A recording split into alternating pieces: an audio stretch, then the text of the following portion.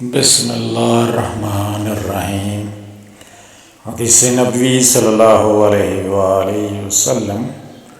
حضرت ابن عباس رضی اللہ تعالیٰ عنہ روایت کرتے ہیں کہ رسول اللہ صلی اللہ علیہ وآلہ وسلم نے حضرت عباس بن عبد المطلب رضی اللہ تعالیٰ عنہ سے فرمایا،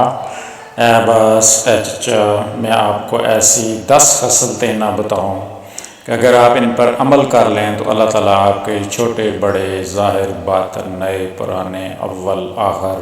دانستہ اور دانستہ تمام گناہوں کو معاف فرما دے گا۔ وہ عمل یہ ہے کہ تم 4 رکعتیں ادا کرو، ہر رکعت میں سورۃ فاتحہ کے بعد اپنی مرضی سے کوئی سورت پڑھو۔ پہلی رکعت میں قرأت سے فارغ ہو کر کھڑے 15 مرتبہ سبحان اللہ والحمد للہ ولا الہ الا اللہ واللہ اکبر پڑھو، پھر رکوع کرو اور رکوع کی حالت میں یہی تسبیح 10 مرتبہ پڑھو، پھر اپنے سر کو اٹھاؤ اور قوما میں 10 مرتبہ یہی تسبیح پڑھو، پھر سجدہ کرو اور 10 مرتبہ یہی تسبیح پڑھو،